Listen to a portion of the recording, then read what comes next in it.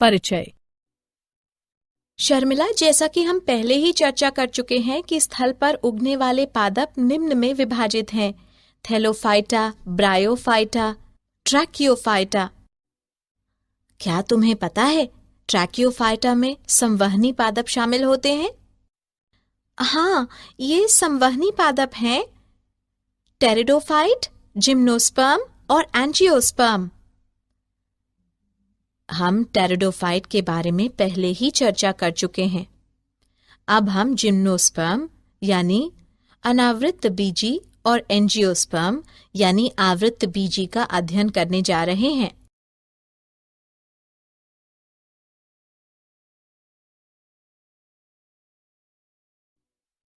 उद्देश्य: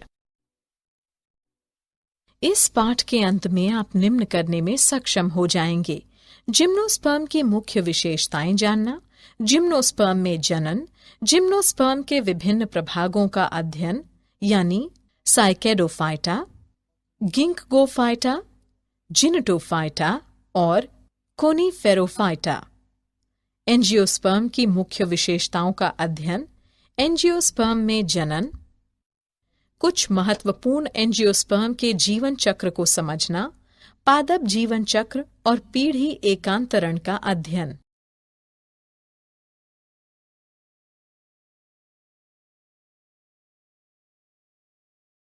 gymnosperm.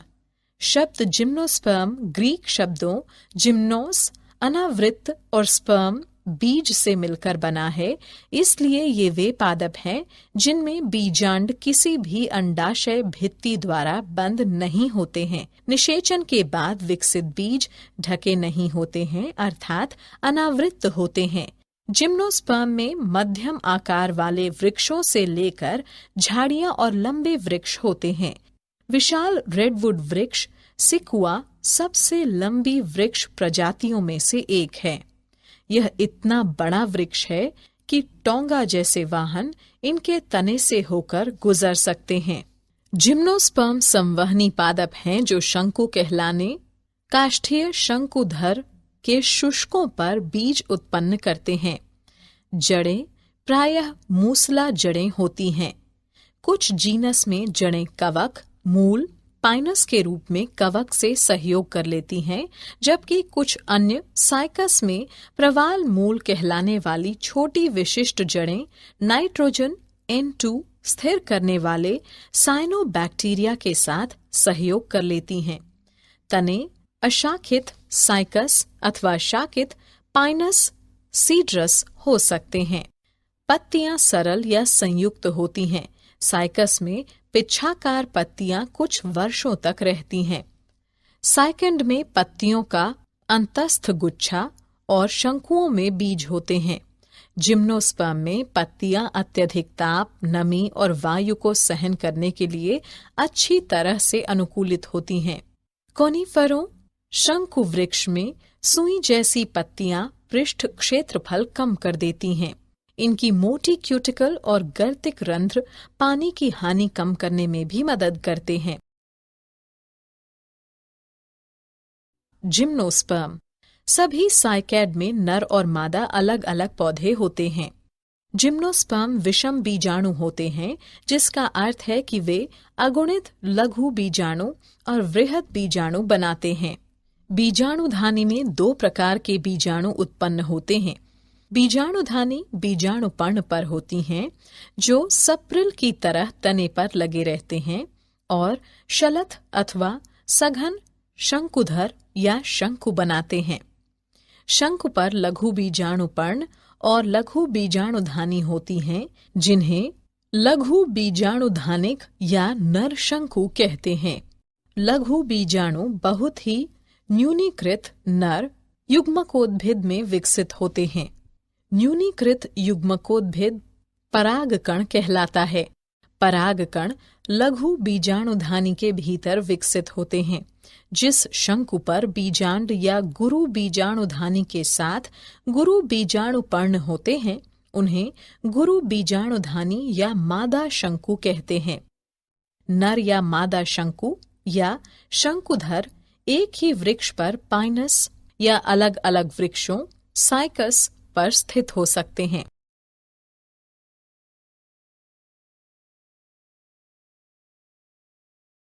Gymnosperm जनन। गुरु बीजाणु मात्र कोशिका बीजांडकाय की एक कोशिका से विभेदित हो जाती है। बीजांडकाय एक अस्तर द्वारा सुरक्षित रहता है और यह सघन संरचना बीजांड कहलाती है। बीजांड गुरु बीजाणु पर्ण पर होते हैं जो एक गुच्छा बनाकर मादा शंकु बनाते हैं। गुरु बीजाणु मात्र कोशिका अर्धसूत्री विभाजन करके 4 गुरु बीजाणु बनाती हैं। एक गुरु बीजाणु एक बहुकोशिकीय मादा युग्मकोद्भिद में विकसित होता है, जिसमें 2 या 2 से अधिक स्त्रीधानी या मादा जनन अंग होते हैं। जिम्नोस्पर्म में नर और मादा युग्मकोद्भिद का स्वतंत्र अस्तित्व नहीं होता है। वे बीजाणु उद्भिद पर बीजाणुधानी के भीतर ही रहते हैं। परागकण लघु बीजाणुधानी से बाहर निकलते हैं। ये गुरु बीजाणु पर्ण पर स्थित बीजांड के छिद्र तक हवा द्वारा ले जाए जाते हैं। पराग नली में नर युग्मक होते हैं और यह पराग नली बीजांड में स्त्रीधानी की ओर जाती है और स्त्रीधानी के मुख के पास अपने अवयव यानी शुक्राणु छोड़ देती है। निषेचन के पश्चात युग्मनज एक भ्रूण में विकसित होता है और बीजांड से बीज बनते हैं।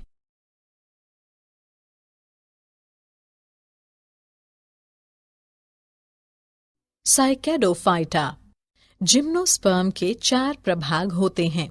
Cycadophyta, cycas, गिंकोफाइटा, ginkgo, जिनीटोफाइटा, ephedra, कोनिफेरोफाइटा, Pinus.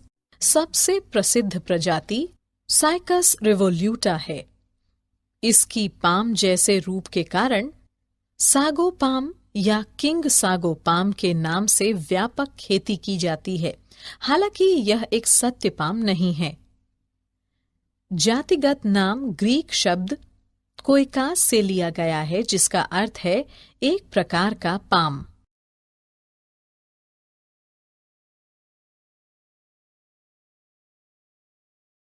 गिंकगोफाइटा। प्रभाग गिंकगोफाइटा में केवल एक जीवित प्रजाति गिंकगो बायलोबा आती है। गिंकगो बायलोबा की पत्तियां सपाली होती हैं। गिंकगो में नर और मादा वृक्ष अलग अलग होते हैं।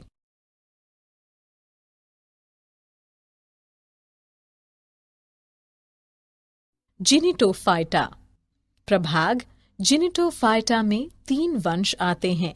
जिनिटम, एफेड्रा, वेलवेट सचिया।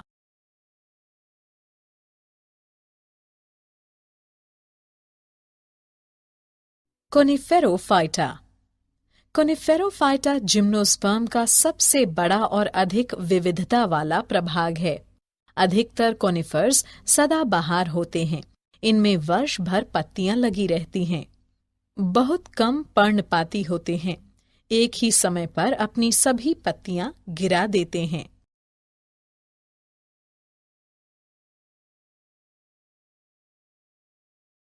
एंजियोस्पर्म आवृत्त बीजी। वनस्पति जगत में एंजियोस्पर्म अथवा पुष्पी पादप सबसे बड़ा, प्रमुख और आर्थिक रूप से सबसे महत्वपूर्ण वर्ग बनाते हैं। इनमें वृक्ष, झाड़ियां, लताएं और शाक आते हैं, जो लगभग सभी प्रकार के वातावरण के लिए अनुकूलित हैं। ये मुख्य रूप से स्थलीय पादप हैं, लेकिन कुछ जलोद्भिद जैसे हाइड्रिला, वाटर लिली आदि गौण रूप से जल में और जोस्टेरा, ईलग्रास जैसे समुद्री जल में भी पाए जाते हैं। अनेक एंजियोस्पर्म मरुद्भिद होते हैं, जैसे कि नागफनी। कुछ एंजियोस्पर्म अधिपादप बन गए, जैसे आर्किड, या परजीवी जैसे कसकुटा। संवहनी पादप वे पादप होते हैं जिनमें पादपों तक ऊपर जल ले जाने और पादपों के भागों तक नीचे भोजन पहुंचाने के लिए नलिकाएं होती हैं। अमेरिकन डॉगवुड, गुलाब, गुड़हल आदि एंजियोस्पर्म सामान्य रूप से पुष्पी पादप कहलाते हैं। इन पादपों में परागकण और बीजांड पुष्प कहलाने वाली विशिष्ट संरचना में विकसित होते हैं। एंजियोस्पर्म में बीज फलों द्वारा परिबद्ध होते हैं। एंजियोस्पर्म पादपों का सबसे बड़ा समूह है। इनके वासस्थान बहुत व्यापक हैं। इनका आकार सूक्ष्मदर्शी वुल्फिया से लेकर सबसे ऊंचे वृक्ष यूकेलिप्टस 100 मीटर से अधिक तक होता है। एंजियोस्पर्म से भोजन, चारा, ईंधन, औषधियां तथा अनेक अन्य दूसरे आर्थिक महत्व के उत्पाद प्राप्त होते हैं।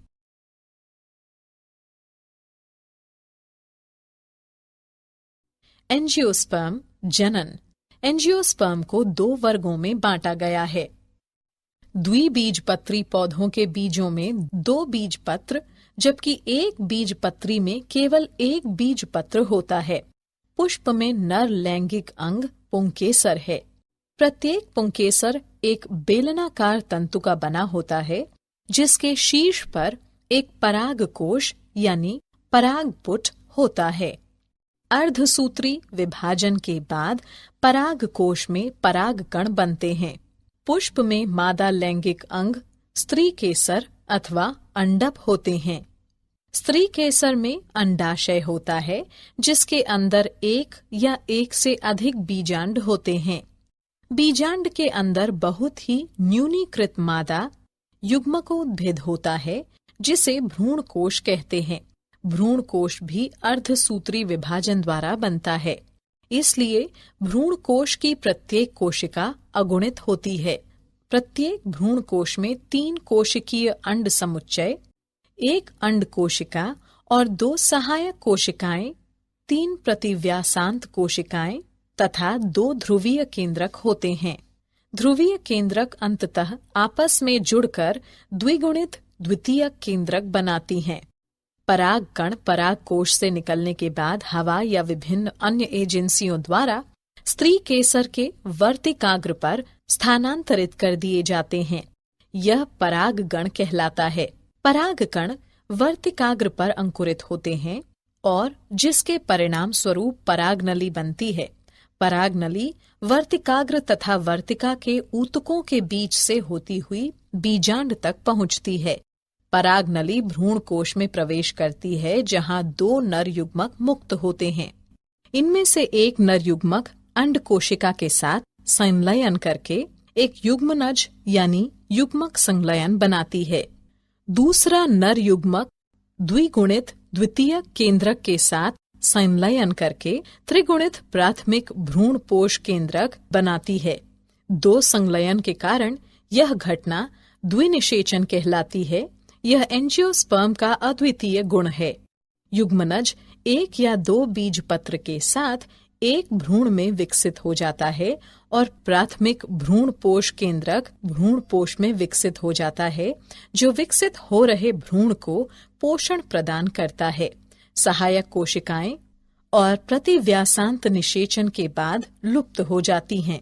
इस घटना के दौरान बीजांड बीज में विकसित हो जाते हैं और अंडाशय फल में विकसित हो जाते हैं।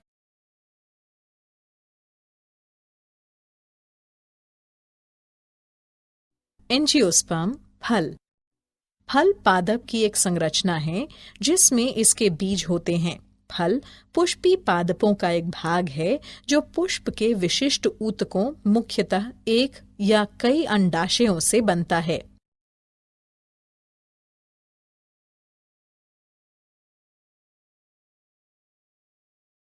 एंजियोस्पर्म बीज और बीज प्रकीर्णन। बीज एक छोटा भ्रूणीय पौधा है जो बीजावरण कहलाने वाले आवरण में प्रायः कुछ संग्रहित भोजन के साथ बंद होता है। यह जिम्नोस्पर्म एवं एंजियोस्पर्म पादपों के परिपक्व बीजांड का उत्पाद है, जो निषेचन के बाद बनता है और मात्र पादप के भीतर कुछ वृद्धि करता है। जनक पादप से दूर बीजों का संचलन या परिवहन बीज प्रकीर्णन है। बीज विभिन्न तरीकों से परीक्षित हो सकते हैं। हवा द्वारा प्रकीर्णन, जंतुओं द्वारा प्रकीर्णन, पक्षियों द्वारा प्रकीर्णन, जल द्वारा प्रकीर्णन, मनुष्यों द्वारा प्रकीर्णन।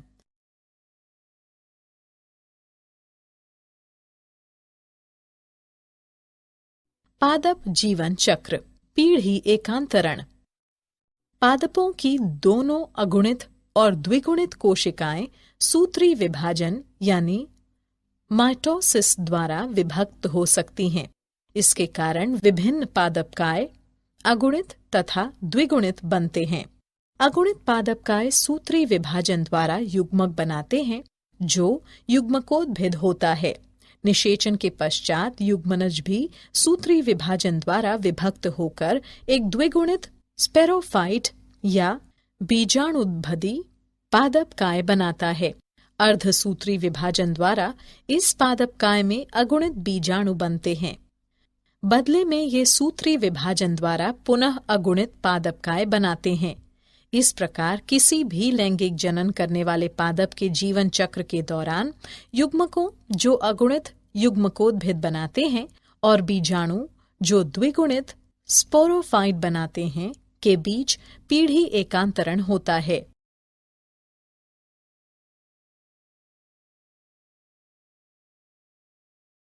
पीढ़ी एकांतरण अगुणितक जीवन चक्र। विभिन्न पादप समूहों में अलग अलग पीढ़ी एकांतरण पैटर्न पाया जाता है। अगुणितक जीवन चक्र में बीजाणु उद्भिद संतति में केवल एक कोशिकीय युग्मनज होता है। उसमें कोई मुक्त जीवी स्पोरोफाइट नहीं होता है। युग्मनज में मियोसिस विभाजन होता है जिससे अगुणित बीजाणु बनते हैं। अगुणित बीजाणु में माइटोसिस विभाजन द्वारा युग्मकोद्भिद बनता है। ऐसे पादपों में प्रभावी प्रकाश संश्लेषी अवस्था मुक्तजीवी युग्मकोद्भिद होती है। उदाहरण वॉल्वॉक्स, स्पायरोगायरा और क्लेमाइडोमोनास की कुछ स्पीशीज में इस प्रकार का पैटर्न होता है।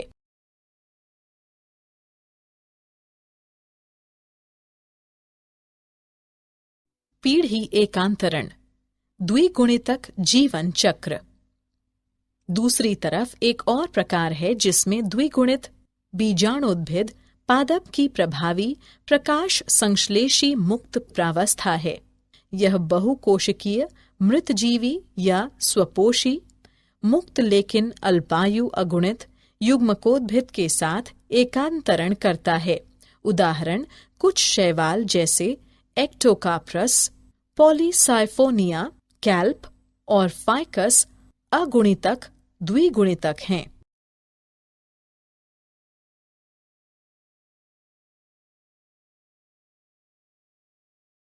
पीढ़ी एकांतरण अगुणितक द्विगुणितक जीवन चक्र।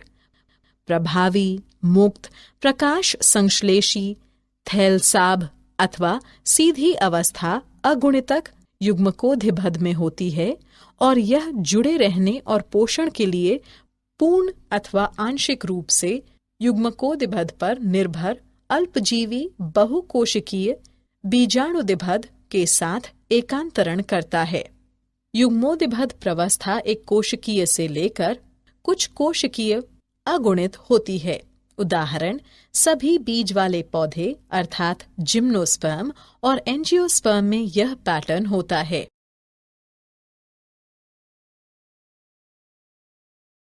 क्या आप जानते हैं? प्लांटी जगत को दो मुख्य श्रेणियों में बांटा गया है, गैर संवहनीय पादप, संवहनीय पादप। गैर संवहनीय पादपों में जल संवाही कोशिकाएं जाइलम नहीं होती हैं। इसका केवल एक प्रभाग ब्रायोफाइटा मांस तथा लिवरवर्ट है। संवहनी पादप जाइलम ऊतक, वास्तविक जड़, तने और पत्तियां इसमें शामिल हैं। टेरिडोफाइटा, जिम्नोस्पर्म तथा एंजियोस्पर्म। इन प्रभागों को प्रायः प्रभाग ट्रैकियोफाइटा में रखा जाता है। द्विनिषेचन की खोज एक शताब्दी से भी पहले सर्जियस नावास्चन द्वारा सेंट पीटर्सबर्ग, रूस में की गई थी।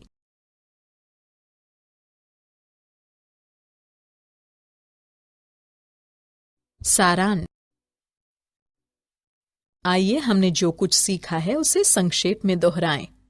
जिम्नोस्पर्म वे पादप हैं जिनमें बीजांड अंडाशय भित्ति से ढका नहीं होता है। निषेचन के बाद बीज अनावृत रहते हैं और इसलिए ये पादप अनावृत बीजी पादप कहलाते हैं। जिम्नोस्पर्म लघु बीजाणु और गुरु बीजाणु उत्पन्न करते हैं जो लघु बीजाणुधानी और गुरु बीजाणुधानी में बनते हैं। ये धानियां बीजाणु पर्ण में होती हैं। पराग कोश में अर्धसूत्री विभाजन के पश्चात पराग कण नर युग्मकोदिभद बनते हैं। स्त्री केसर में एक अंडाशय होता है जिसमें बहुत से बीजांड होते हैं। बीजांड में मादा युग्मकोदिभद या भ्रूण कोश होता है जिसमें अंड कोशिका होती है। पराग नली भ्रूण कोश में प्रवेश करती है जहां दो नर युग्मकों को छोड़ देती है। एक नर युग्मक अंड कोशिका यानी युग्मक संलयन के साथ और दूसरा द्विगुणित द्वितीयक केंद्रक त्रिसंलयन के साथ संलयन करता है।